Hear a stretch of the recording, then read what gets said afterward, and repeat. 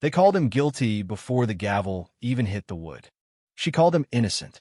And what happened after that? Nobody saw it coming. Picture this, a courtroom packed to the walls with reporters and rubberneckers waiting to see a young tech millionaire either crash and burn or somehow talk his way out of it. But instead of some slick lawyer spinning magic, his attorney, Monroe Green, just stood there, shut his briefcase, and said, cool as ice, "I'm withdrawing from representation, Your Honor." Boom. Gasps all over the place. People whispering, tweeting, snapping pictures. And right in the middle of that storm, an 8-year-old girl in a too-big borrowed dress sat perfectly still, her beads clicking softly every time she moved her head. Nobody noticed her yet. Ethan Brixley, that was the guy on trial, sat stunned, his mouth dry like he'd swallowed sandpaper. 26 years old, tech prodigy from Santa Clarita, a guy Forbes once called the people's billionaire because his app helped kids and struggling families find safe jobs during the pandemic. Now, he was in handcuffs, charged with a crime so ugly that even strangers wanted to see him fall. And the worst part?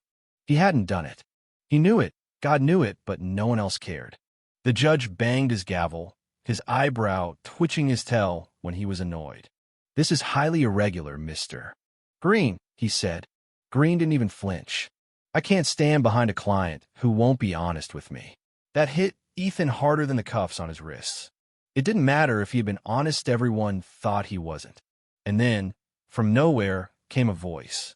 Small, steady, almost too quiet at first. "I can defend him." The whole room froze. A kid's voice. People turned, confused. The judge squinted. "Excuse me." She stood up, chin lifted like she'd done it 1,000 times. "I said, I can defend him." A ripple of laughter. Some jerk near the front actually snorted. But she didn't sit down. "What's your name?" the judge asked. "Amara Johnson." "And how old are you, Miss Johnson?" 8.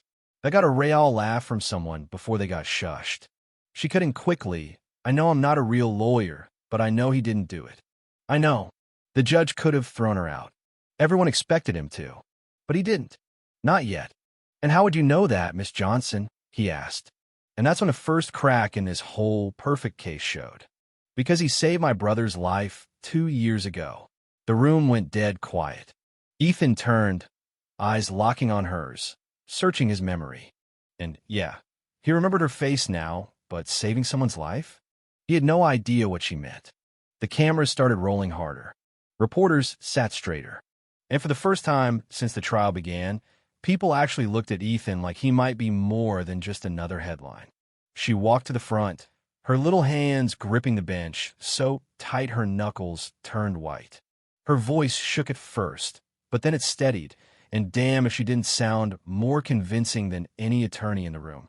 She told them about her brother Malik, about how Ethan's mentorship program had given him hope, a laptop, a shot at college before a bullet from some street corner took him away.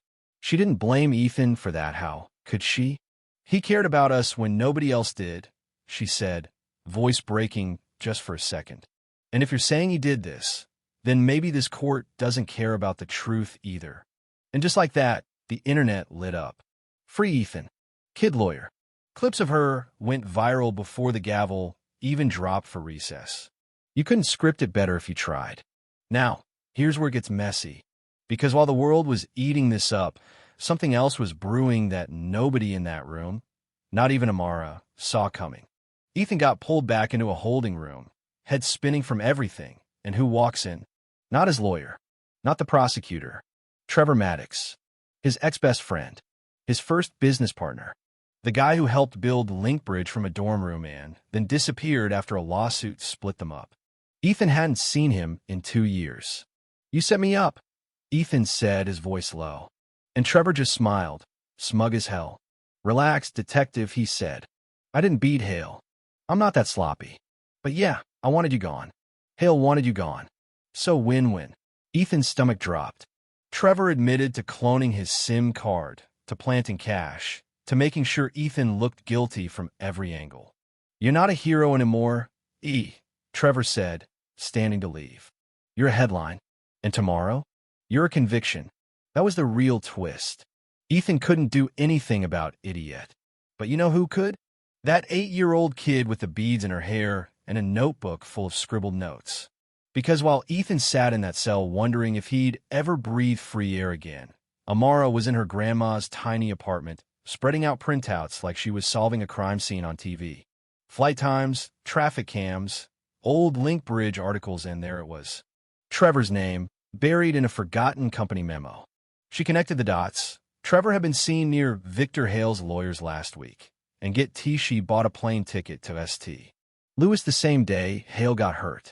Nobody else saw it, but Amara did. The next morning, the courtroom was chaos. Protesters screaming outside, reporters crushed together like sardines, flashes going off every second. Ethan shuffled in, cuffs biting his wrists, and for the first time in days, he actually felt a flicker of something because Amara was sitting in the front row, her notebook on her lap, nodding like she had a secret. And she did. When the prosecutor started hammering home his clear evidence, Amara jumped up. Objection! The whole room lost it. The judge banged his gavel, glaring. Miss Johnson, just 30 seconds, she said, breathless. If I'm wrong, I'll sit down and never talk again. The judge pinched his nose, muttering something under his breath. 30 seconds. She sprinted forward, slapped her notebook on the desk, and flipped it open to a printout. This is from Linkbridge's public folder, she said, pointing to Trevor's name. He's been meeting with Victor Hale's lawyers. And guess what? He bought a ticket to St. Louis the same day Hale got hurt. Why would he do that if he wasn't involved? Gasps all around. Reporters nearly fell out of their chairs. The prosecutor fumbled, stammering, "That proves nothing." But the judge didn't buy it. "Court will recess for 2 hours while I review this," he barked. 2 hours later, the gavel came down again, and the whole place felt like it might explode from the tension. This court, Judge Reiner said slowly, has serious concerns about the integrity of the state's case. He shot a look at the prosecutor. Mr. Brixley is released on bond effective immediately, and we are opening a formal inquiry into Trevor Maddox. The room went wild. People cheering, reporters yelling, flashes everywhere. And Ethan? He just stood there for a second, stunned, until a deputy unlocked his cuffs. His wrists were free. And then he saw her Amara standing on the bench so she could see over the crowd, grinning so wide her cheeks hurt. He walked straight to her, ignoring every camera, and knelt down. "You saved me," he said, his voice cracking. She shook her head. "Nah, you saved Malik. I just finished the job." Outside, the cameras followed them down the steps, people shouting questions. "Why didn't you give up?" Ethan asked her quietly as they walked to the car. She didn't even hesitate. Because when the world calls you a liar, somebody's got to remember the truth. And sometimes that somebody is a kid. A week later, Trevor Maddox was in cuffs, charged with conspiracy and fraud. Headlines flipped overnight. Ethan wasn't the villain anymore. But you know what? Sitting in Grandma Joyce's kitchen in East St. Louis, eating fried chicken with Amara, Ethan didn't care about headlines. "You'd make a heck of a lawyer someday," he said, smiling. Amara grinned back. "Then you better keep out of trouble, Mr. Brixley, because next time, I'm charging you." They laughed, really laughed, the kind that feels like breathing after holding it too long. But here's the thing, Trevor wasn't done talking. Word on the street was Hale had more dirt, and some people thought Trevor wasn't the only one behind the setup. Some even whispered Ethan might not be as innocent as they thought. Yeah, that's the world for you. Nothing's ever really over, is it? So what do you think? Was justice served, or was this just round one in a much bigger fight? Would you have stood up if you were Amara? Or do you think Ethan's still hiding something? Tell me down below. I want to know whose side you're on.